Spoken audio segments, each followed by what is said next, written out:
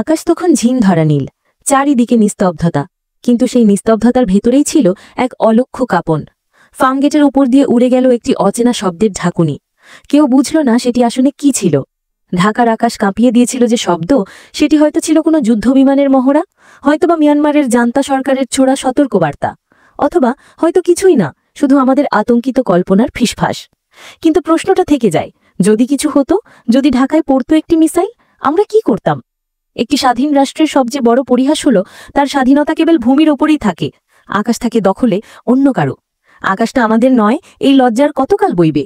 1971-এ আমরা রক্ত দিয়ে স্বাধীনতা ছিনিয়ে এনেছিলাম, কিন্তু 2025-এ এসে আমরা সেই স্বাধীনতা রক্ষা করতে পারি না, না প্রযুক্তিতে, না কৌশলে, না প্রস্তুতিতে। আমাদের প্রতিরক্ষা ব্যবস্থার দিকে তাকালে মনে হয় আমরা যেন সেই প্রাচীনকালে পড়ে থাকা এক জাতি, যারা সাহসের গল্প বলে কিন্তু হাতে তলোয়ার নেই। কয়েকটি পুরনো চাইনিজ FM-90 মিসাইল, দু একটি মিগ ফাইটার যেগুলো ওড়ে কিন্তু যুদ্ধের মুখে টিকবে না। আর আছে কিছু সাহসী মানুষ, পাল্টা হামলার স্বপ্ন চোখে নিয়ে তারা মরে যেতে পারে, কিন্তু প্রতিরোধ গড়ে তোলা তাদের পক্ষে সম্ভব না। এই কি সেই জাতি যারা একদিন পাকিস্তানের আধিপত্য ভেঙে দিয়েছিল? একসময় তৃতীয় পারমাণবিক শক্তিধর দেশ ছিল ইউক্রেন।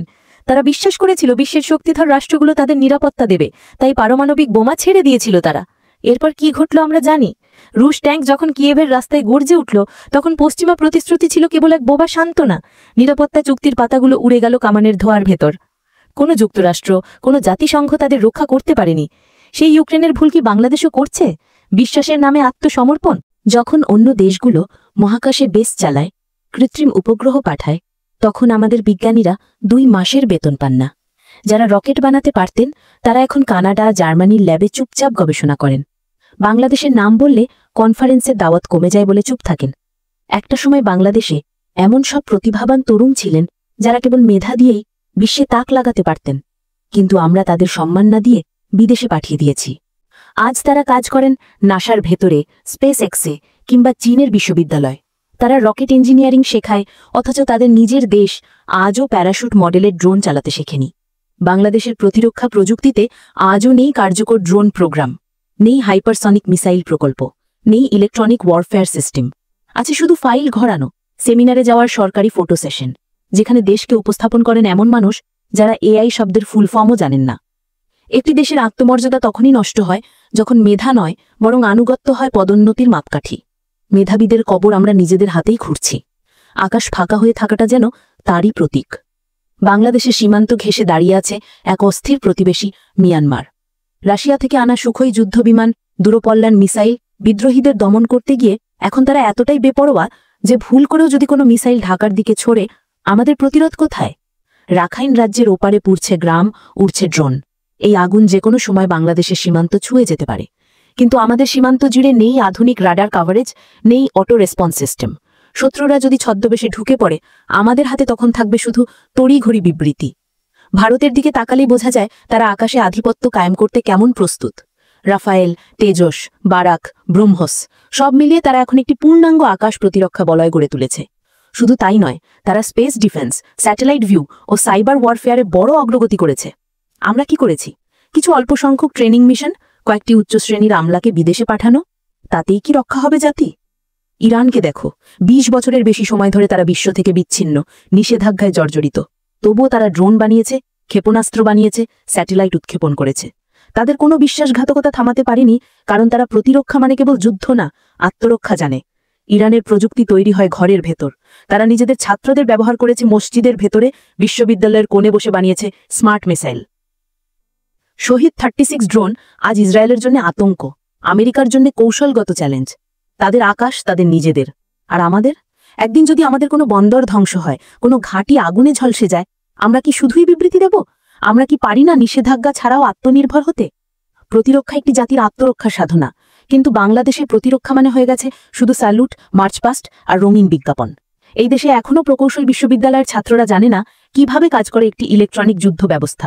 সামরিক বাহিনীর অনেক কর্মকর্তা প্রযুক্তির সঙ্গে পরিচিত না থেকেও নীতি নির্ধারক। আমলাতন্ত্র এমন এক ছায়ার চাদর ফেলেছে যেখানে প্রকৌশলীরা জায়গা পান না, উদ্ভাবকেরা মুখ লোকান। যারা প্রতিরক্ষা বাজেট বুঝতে পারেন না, তারাই এই বাজেট বন্টনের দায়িত্বে। ফলে সবচেয়ে প্রয়োজনীয় প্রযুক্তি কিনতে সময় লাগে 3 বছর, অথচ পার্টনারশিপ চুক্তি স্বাক্ষর হয় কয়েক ঘন্টার মধ্যে। সামান্য একটি ড্রোন প্রতিরক্ষা স্ক্র্যাম্বল করতে আমাদের ঘণ্টাখানিক সময় লাগে। কারণ সেনাবাহিনী প্রতিক্রিয়া জানাতে পারলেও সরকার সিদ্ধান্ত নেয় দেরিতে। ফলে শত্রু চলে যায়, আমরা পরে ভাবি। এই যুদ্ধে হারছে মেধা, জিতছে ম্যানুয়াল প্রোটোকলের দেশীয় সংস্কৃতি। বাংলাদেশে এমন মেধাবী তরুণ তরুণী আছেন যারা 2 মাসে একটি মাঝারি রেঞ্জের ড্রোন বানাতে পারতেন, কিন্তু তাদের জায়গা নেই। তারা এখন গুগলের এআই ডিভিশনে, মেটার প্রোডাক্ট টিমে। বাংলাদেশের আকাশ নয়, তারা এখন ক্লাউডের নিরাপত্তা নিয়ে ব্যস্ত। এই মেধার প্রবাহ ঠেকাতে না পারলে আমরা শুধু মেধা হারাবো না, হারাবো ভবিষ্যৎ। কারণ এই তরুণরাই একদিন বাংলাদেশের প্রতিরক্ষা প্রযুক্তির পেছনে থাকতে পারতেন। তাদের উদ্ভাবন দিয়ে আমরা আকাশের নিরাপত্তা তৈরি করতে পারতাম। কারণ এই দেশে তাদের ডাকার মতো কেউ নেই। যারা রাষ্ট্র পরিচালনা করেন তারা এখনও সাইবার ওয়ার বলতে বোঝেন ফেসবুক পোস্ট। তাদের চোখে তরুণ মানে শুধু ভোটার, দক্ষ পাইলট নয়। উদ্ভাবক মানে শুধু একটি প্রজেক্ট, কৌশলগত শক্তি নয়। এই অন্ধতা আমাদের আকাশ কেড়ে নিচ্ছে, প্রতিদিন একটু একটু করে। বাংলাদেশের সামনে এখনও সময় আছে। হয় আমরা ঘুম থেকে জেগে উঠি, প্রতিরক্ষা ও প্রযুক্তিকে নতুন করে নির্মাণ করি, নয়তো একদিন স্বাধীনতা থাকবে কাগজে, পতাকা থাকবে মাটিতে, কিন্তু আকাশ থাকবে অন্য কারো দখলে।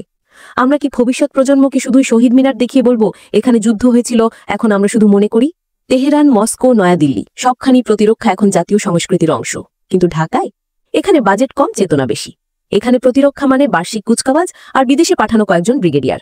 অথচ পর্দার আড়ালে শত্রুরা পরিকল্পনা করছে কোন সীমান্ত দিয়ে আঘাত করলে বাংলাদেশকে কোণ ঠাসা করা যাবে। তাদের রাডারে বাংলাদেশের দুর্বলতা স্পষ্ট। একটি রাষ্ট্র যার আকাশ ফাঁকা, যার বিজ্ঞানীরা বিদেশে, whose leaders are asleep at the controls. এবং এখানেই শেষ হয় না গল্প, বরং এখানেই শুরু হয় এক অজানা অধ্যায়। কারণ কেউ কেউ হয়তো চুপচাপ লিখছে সেই গোপন নথি, বাংলাদেশ কিভাবে পাল্টে দিতে পারে খালাটা। কুয়াশার আড়ালে এখনও কেউ কেউ হয়তো স্বপ্ন দেখে আকাশ আবার আমাদের হবে। কিন্তু প্রশ্নটা রয়েই যায়, আমাদের অনাগত রাজনৈতিক সরকার কি সেই প্রস্তুতি নিতে রাজি, নাকি আমরা শুধু কফি হাতে অপেক্ষা করছি পরবর্তী ধ্বংসের খবরের জন্য?